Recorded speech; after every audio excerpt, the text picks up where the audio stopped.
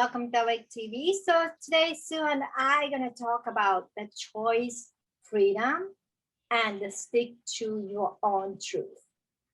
So today, we're talking about in general, a lot of people are facing a lot of challenges and life changes. Maybe because what's going on right now, or maybe this got nothing to do with what's going on right now, but people do make changes in their life because people no longer are needed to locate in the certain place they needed to live, so they maybe want to relocate themselves to where they really wanted to go, or people no longer had to do the job they really don't want to do. Now they are let go, so they felt like they wanted to do the job they really wanted to do, or because of the staying in the house with someone who you are really not incompatible with, and they discovered you no longer want to be with, and then kind of move on to a marriage or relationship to something new. Anyhow, a lot of people are facing a lot of changes and then challenges right now. So we want to talk about how to stick with your own truth and the choice, which is reading empowerment, and then, loving yourself. So, Sue, what is your point of view on this? Um, I've had a number of situations throughout my life where I was opting to, I was making a choice about something for myself. And, what you find is whether you ask for it or not, a lot of people that probably genuinely care about you will come right in and offer up their opinion about whatever it is you're choosing. And so there's starter point one to talk about, which is when you get um, outside input from people that are maybe well-meaning but are concerned about you and the choice you're making. How do you stick to that even though they might be opposing it? For example, maybe you're choosing to study a certain profession or go into a certain thing, and you get mom or dad or a relative that comes in and says, but you're not going to make any money doing that. um, I've heard that one. And That's my thing. yeah.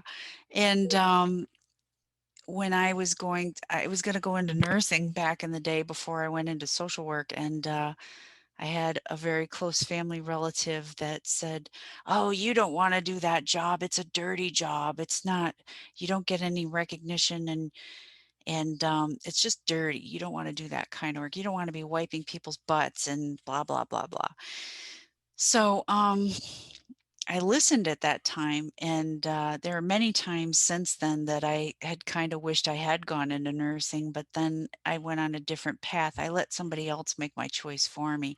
I even let somebody make the choice for me what musical instrument I decided to study when I was in school. And I was one of those people that wanted to either play the saxophone or play the drums. And the drums would not have been allowed in my house because you have to practice, right? So that's too noisy. And I ended up choosing the French horn, and I was really good at it. And I I learned how to do the trumpet because the valves are very similar afterwards. But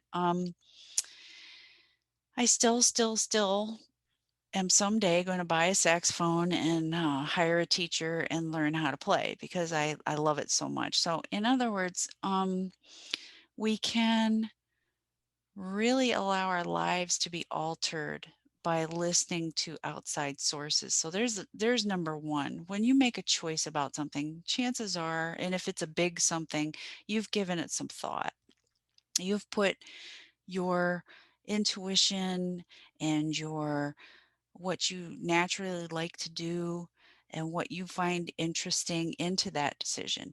Don't let somebody come from outside of you, no matter how well-meaning they are or how much older than you they are, come in and jazz it up and put a monkey wrench in it because their opinion is whatever. I So want to that's, add something here. Um, please. because you have your own soul contract and your soul map. So you know yourself a lot better than anybody else. Doesn't matter that's your parents or your husband, your boyfriend or your best friend or your relatives. They may have a well-meaning because of whatever they went through and the stuff didn't, make them happy at the end of whatever happened to them. But they don't know your soul blueprint.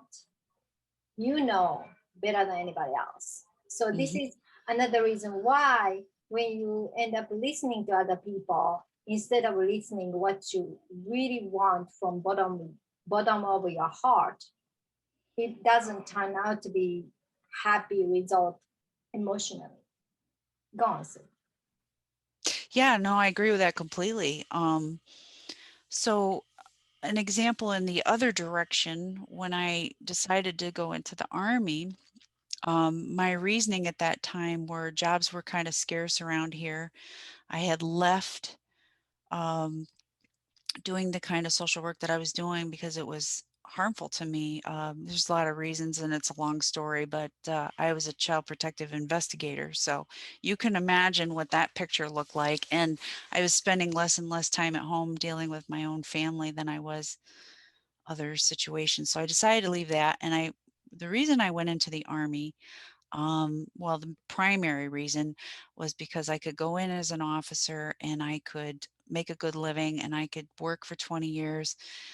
How I thought at the time I was going to be in the behavioral sciences, get my master's degree and be a counselor and help people with PTSD and all that kind of stuff.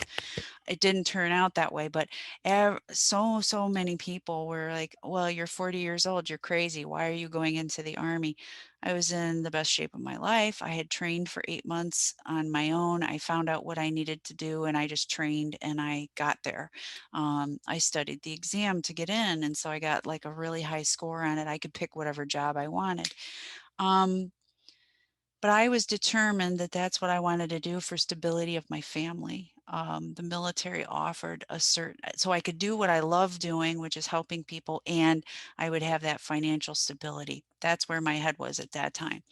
But so many people don't do it, don't do it. As it turns out, I was only in for 8 months. I ended up coming home because I had to take care of family members that had my parents were ill and had physical problems, so I had to come home, and luckily I was able to come home without with an honorable discharge. So people could around me could say, see, I told you so, why did you? uh, I learned a lot from that experience about myself. I realized that I was stronger than I ever imagined I could be. I got through basic training with flying colors. I got through AIT, which is advanced individual training with flying colors. And, they were hesitant to let me go, but they did. Um, I learned a lot in those 8 months and about my own strength, my ability um, to to proceed in the face of adversity and how to handle myself, how to advocate for myself. And my family learned a lot with me being away.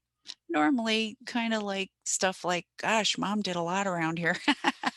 But they missed me. So we all learned a lot from it. So someone could turn around and say, oh, well, that was a mistake. See, we told you, you should have never done that. No, people, if you go after something that you believe in and you really think it's the best for you and it's something you want to do, still go for it. Even if it doesn't work out, you're still going to gain something from it. You're still going to grow from it. You're going to learn from it. And you can't look at something that didn't quite pan out the way you expected it to as a failure. Um, so that's part of staying in your own personal power. It's like I chose something, I had a vision, I had a way forward, and I did it. In the end, I didn't stay with it, but I grew. Everybody grew from it. And I don't look at that as a failure. I look at it as sort of a triumph because it was a gutsy move. Mhm. Um, So that's how I think. I'm telling you guys this story because I'm agreeing with what Erica's saying. We have soul plans, and there's certain things that we wanted to, as a soul, accomplish in this lifetime. And so we got to go with our intuition. What is our heart telling us we want to do? If we really get excited about something, chances are that's it. Go in that direction, but don't put an attachment on it and say, well, if it doesn't work out exactly the way I thought it would, then it's a failure. I mean, don't go into things with that kind of mindset. It's much freer to say, hey, this is kind of an adventure. Maybe nobody's ever done this before, or nobody I know, and they don't understand why I'm doing it, but that's okay because I'm going to do it anyway. You never know until you try. Yeah. And then, Steve Jobs was talking about connecting dots. And then when you're following your heart of doing something you really want to do, each dot will connect to each other. Like Mhm. my life, I always wanted to get out of Japan because I always knew, or I always knew that I don't belong there. You know, um, Japanese people can be very different. Um, in US we have a lot of racial, cultural, you know, conflicts, but people are a lot more tolerant with each other. We are still all learning to accept each other's differences, different opinions, all that kind of stuff without being emotional and attacking with each other. But like Japan, you kind of have to be the same when other people have to tell you to do this way, just like how all of us are feeling the situation in US right now. You have to conform into one way of thinking. You can really have different opinions. It's a very like prison environment for me. And also when you happen to have, a multicultural background like myself, it's not always easy because they always tell you to choose, to be Japanese, act like Japanese, look like Japanese. I mean, when I was in junior high school, like took me about 45 minutes to do my hair to look similar to my, Japanese fellows because I don't have Japanese hair, you know. Um, anyhow, it's just very difficult to conform yourself into something you are not. So Yeah. I always wanted to get out of the place where I looked at as a prison, and I wanted to get to more freedom, like place of freedom. So, Mhm. I end up being a proud American citizen, and then I'm really happy that I can be who I am. And then I don't think I don't have to conform to anything that I never thought too much cultural shock when I moved here because besides language, the way I'm thinking was not that different from, regular American people thinking. So I didn't really have to conform myself to American way, or I never thought, wow, this is so foreign culture. You know what I'm saying? So Mhm. I felt really comfortable being here. And then I met certain people. Of course, a lot of people tell you what to do, like choice of career or choice of whatever. But I end up choosing what I really wanted to do in every single point of my life. And then when you connect the dot, like for example, me withdrawing from entertainment and the branding thing and doing coaching, like how is this connecting dot? But whatever the stuff I learned from entertainment and the branding stuff, I can still use in my coaching business. I can still using for my educational entertainment practice. So all this dot is connecting like together. So I could say, hey, like I spend years of my time in entertainment field, but it didn't pan out like I thought. I didn't make my entertainment empire. Do I really see myself as a failure? No. I can still use all these skills and the knowledge I used at that time to what I'm doing right now. Like nothing is wasted. And then your higher self has this master plan to lead you into the direction where you need to be. So all direction you're following, as long as you're following your heart, everything fall into the place. All that is connected to each other. No part of your life you spend in relationship or in job is not wasted. You Yeah, get something out of it. I agree. It's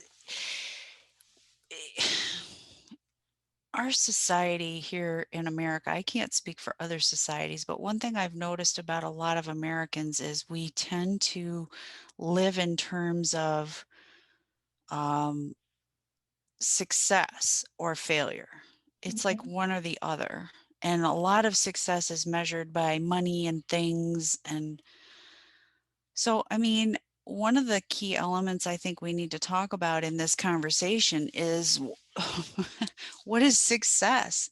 Um, and I would contend that any experience that you go through that brings something to your life, an understanding, a different way of looking at things, an experience, something that you'll always remember. May not always be the best experience, but it's kind of added to your life in a way that it's more multidimensional now because of that experience. You see things differently because of it. Those are all successes, whether there's money attached to it or some kind of award attached to it or recognition or anything like that. I mean, I have so many stories that, within my own in experience of life that I've not told anybody about, and I don't feel the urge to, but they are these experiences that I've had enriched my life in such a way because, like you said, there's steps, there's building blocks, there's points along the way, and you connect the dots, and then when you get a chance to look at the big picture, you go, oh, that makes so much more sense now. Now I know more of who I am. I know more of what I am. I know why I serve. Um, and I think ultimately that goes all the way back to recognizing ourselves as source energy, as God spark, as part of the creator. We're all one, unity consciousness. But every experience that we have along this thing we called life builds on that picture to be able to go, oh wow. Now, if you want to talk about synchronicities, if you keep, we talked about this a whole long time ago, but I think it's worth mentioning again. If you keep getting messages that you're on the wrong path, in other words, little things start happening that make it come apart, and then you're not listening to that and getting out of that, like your unhappiness just keeps getting bigger and bigger because these events or situations start happening and it tears it apart. That's kind of synchronicity telling you this is not the path you wanted to be on as a soul when you made your plan. So we need to listen to that. Okay. Don't be hard headed and continue anyway when it isn't working out, because then the universe will just keep giving you harder synchronicities to ignore and it becomes painful. Yeah, they are gonna So, be, yeah. yeah. And we've given examples of that in the past. So again, the heart connection, as you said, is the most important thing. Yeah. If what you're doing doesn't make sense to anybody but you, that's okay. As long as you're being driven by what your real desire is. And if you don't know how it's going to work out, that's okay.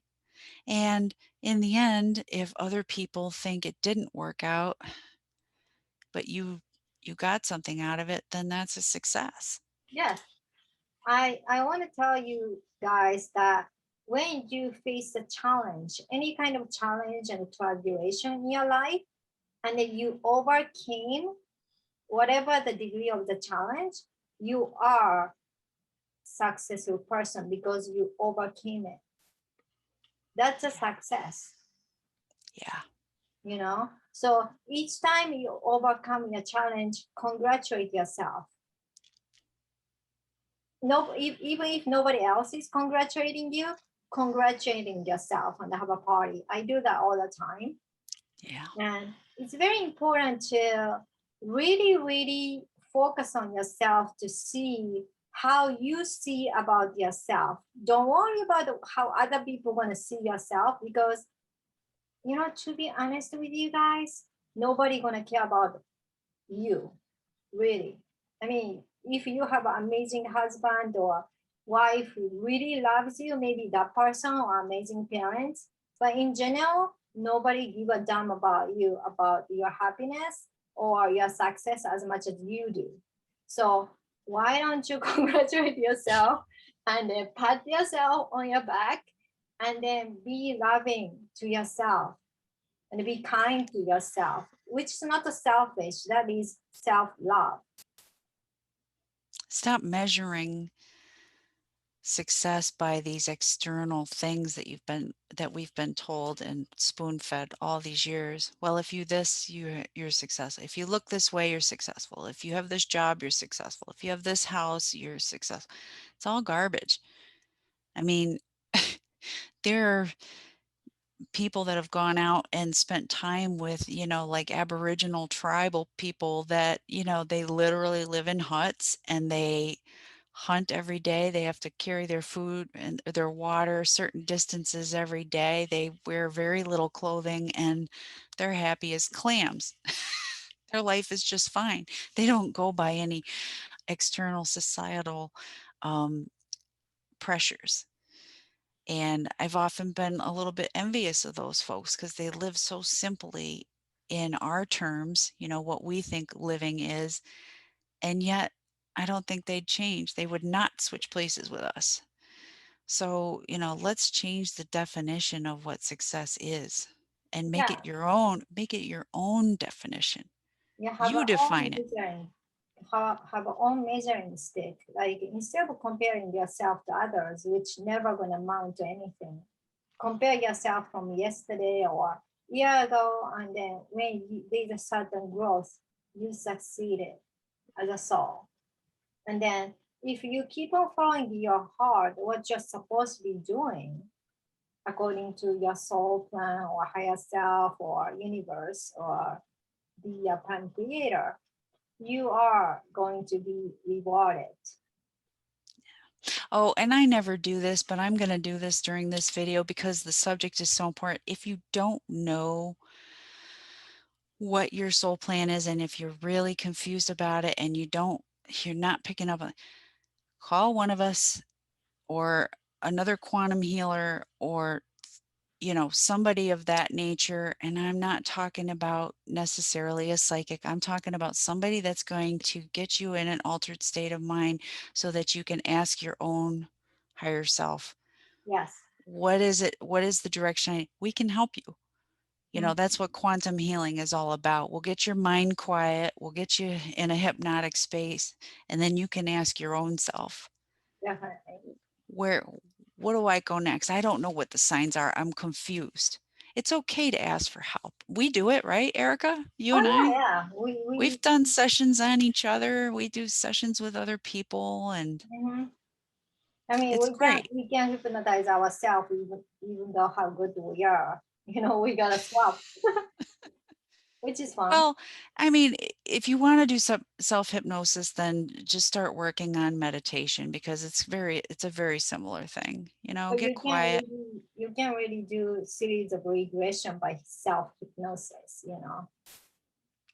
I've had a couple of times where in sort of a dream state, I go to places, but that's kind of not really reliable. I'm talking about like, if you're really confused about what your next steps in life are, let's just go ahead and have a session and find out. Let's just ask myself. And we're trained, to help you get there. So one last thing I want to mention is this whole thing of age. Come on, people, knock it off. There's nobody who says you have to achieve something in some amount of time. Some people worry they're not ascending fast enough. Some people worry, well, I haven't done well enough in my career and I'm this age. Or I'm afraid to start a whole new career and I'm this age. Well, I'm single Age at is this age, not age is married. exactly. Age is nothing. It's a concept, it's a construct. It's We are ageless, eternal beings. And even if we get to the end of this incarnation in this body and we leave it, we're eternal, we'll have more. So like, don't say to yourself, I'm 7 years old and I can't start something new. I cry bullshit, because you can start something new at any age and you're only as old as you think you are. So think differently. I'll still go, I'm 52, I'll still go out in my yard and I'll chop wood. I'll do all kinds of physical things that a lot of people, oh, you do that at your age? Well, what age am I? Is 50 the new 80 or what? Did I suddenly become disabled because I hit 50? I don't get that kind of thinking, right? Well, once you start living more heart-centered quantum manner, you are kind of like peeling away yourself from those counting of age. Each time you have a birthday, it's kind of a reminder of yourself that sticking yourself to more of 3D timeline, or could be 4D. 5D, we don't age. So why don't you start having practice of living yourself as who you are and forget about how old you are? Yeah. That's And our body knows what we believe it's capable of. So if I tell my body, oh geez, I have a hard time getting out of bed every day, what's my body gonna do? yeah, It's gonna give me a hard time getting out of bed every day. I mean, if we tell our body we can do something, and our body's an amazing thing, but it goes by our consciousness. It listens to what we tell it. So stop telling yourself you're old. Stop telling yourself you have aches and pains, or that if you lift a box or something that you're going to be sore for 2 days. Stop it, because your body falls in line with what we tell it. yeah, It's more you our say, vessel. you're self-hypnotizing, yourself. The Yeah. guy I was dating with, he kept on saying he's an old man. And then I knew him like 2 years ago. In 2 years, he really, really started looking old. Started aging on visually. Yeah, because he didn't look like old when 2 years ago. He could, you know, look like in late 30s or something like that, or mid even. And in two years, he kind of aged so much, because I'm thinking like he kept on telling himself, I look old. I'm an old man. uh, That's what kind of like stuff gonna happen. What you have to be really mindful of what you say to yourself, what kind of word you choose to give to yourself, because your body, your cell, everything gonna listen. it's true. It's the actual magic that is real, because it's a spell. Like, watch your words very carefully. Don't even say nasty things about yourself in joking, because our words, the energy behind them, everything, we're casting spells on ourselves in a sense. Our bodies hear it and it believes it. It's just like, hey, whatever you tell us we're going to do, we're going to do. So if we're going to tell ourselves I'm going to get sick, you're probably going to get sick. If you tell yourself I'm healthy, I'm strong, I'm capable, I'm flexible, whatever, do that, please. Because if given the choice of one or the other, wouldn't you rather have the health and the ability and the strength that you always could, all the things that you could imagine you can be? Wouldn't you rather have that? I'd tell myself that every day. Yep. And then some of the friends, you don't think she's that pretty, but like her parents always told her, "Oh, you're so pretty, you're prettiest girl in the world." So she has this confidence, and the guy is gonna treat her like, "Wow, you're so attractive," even though she's not that pretty. So that is world magic. Like whatever you've been told by other people or to yourself, that's gonna affect you, how you perceive yourself, and then your I body will listen, and then you hold that kind of vibration, you I know. do a lot of work with self-talk, because as a kid, With the ADD, I was very hyperactive and impulsive. And so sometimes I would do stupid things. So I'd hear a lot, quit being stupid or don't be so stupid. And I don't think they did it to hurt me, but it was kind of like old European families. That's how they grew up. You know, kids were to be seen and not heard and were to behave a certain way. And I was certainly out of the box. And so I have to do a lot of self talk for myself. Not so much anymore. I think I've transcended it, but in my 30s and 40s, I'd have to catch myself, because if I made a mistake or I dropped something, or God forbid I spilled something on the table, I go, oh, you're so stupid, why can't you pay attention, why are you so hyper? And all of those are messages that I heard as a child because I was hyper, but I was never stupid. And so we have to catch ourselves doing that. If we hear the old messages and we're saying them to ourselves, catch yourself doing it, stop and say, no, I'm not stupid. I just made a mistake, or I was in a hurry and I just bumped that glass. Not a big deal, easy cleanup, right? That's how you deprogram those old tapes in your mind. You Yeah, that's a choice. reprogram, yeah, reprogram them with good, loving messages. That's the choice you're making. How do you talk to yourself? What kind of word you allow yourself into your life? What kind of relationship you allow yourself into your life? You know, Yeah. every day, every single moment is a choice. And then stick to your heart and stick to your truth means, it takes time to see what you really want in your life. But once you know that, stick to that. Doesn't matter what other people say, because And be- you can only know how to make you happy. Other people don't know. You, even your husband, you have to tell him how to make you happy, right? yeah. So guys, listen to that. Both ways, baby. If someone doesn't know how to please you, you're gonna have to tell or show, right? Yeah, then in order to tell other people how to make you happy, you have to know what is happiness for you, what makes you happy, who are you, what do you want, Right. what's your truth. So looking at the outside is really not great.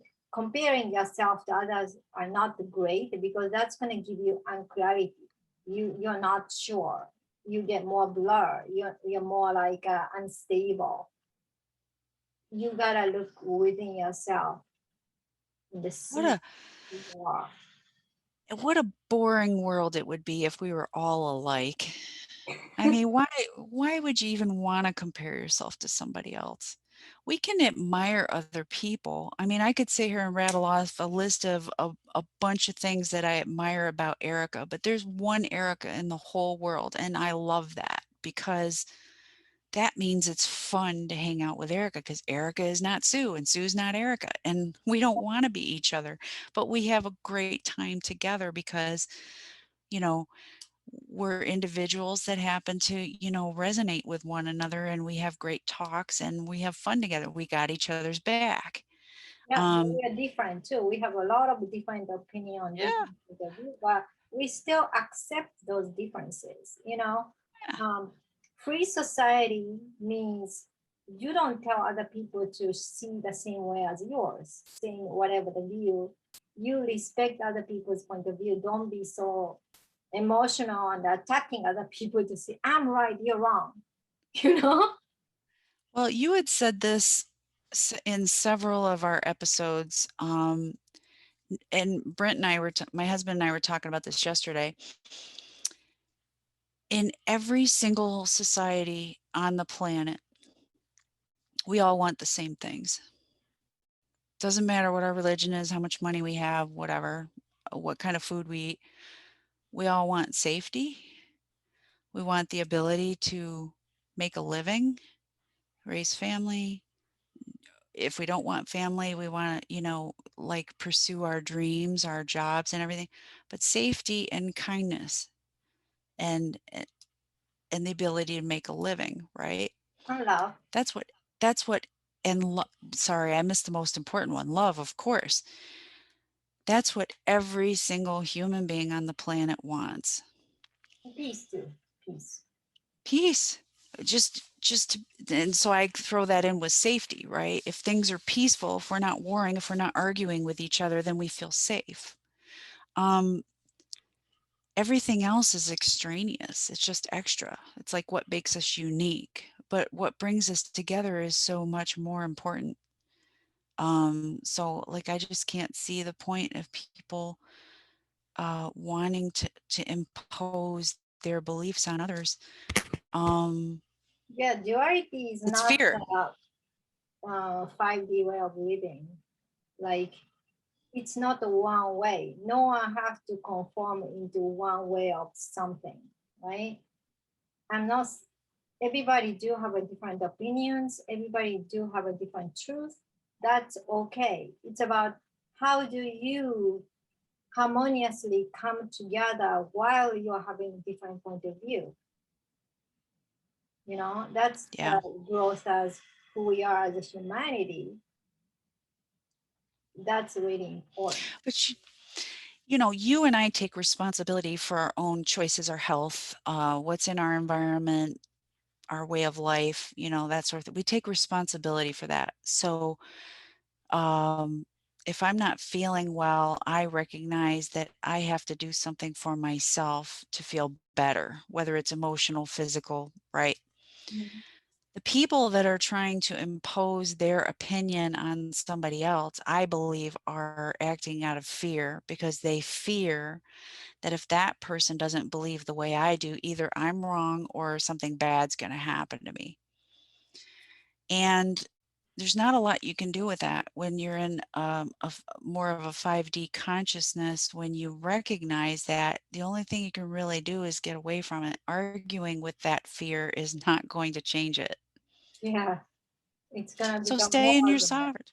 Yeah, yeah, just more things to be upset about, and it lowers your frequency, and just stay in your sovereignty, believe in yourself, know what you know, and be open to learning what you don't know. And if people don't agree with you, don't worry about it. It's okay. It really Yeah, is. It's okay to agree to disagree or just walk away. yeah. Because not a lot of people are emotionally mature, you know. So some people get very reactive when you happen to have a different opinion on something, or make you feel guilty because you don't think or look at the things in the same way, or not conforming to the majority. But And that's bottom just line fear. is what makes you happy, what you think is your truth, right? Hmm. So stick to that, and then respect yours as much as you're respecting other people, which might not be same as yours or totally different, but that's what freedom is. Yep. So I like it. any last tip to our viewers? Stay in the heart center, baby. Go with that. Don't don't let the mind talk you out of what the heart wants. That's Yeah. it for me. What about you? Anything from you? To add, how to tell mind is talking always based on fear. So when mind is preventing you to do something you really want, mind gonna talk you out of doing something because of fear-based reason. So watch out for that. Yep. Okay. So next week, I gonna talk about more interesting subject, and I see you guys next week. Please share Bye.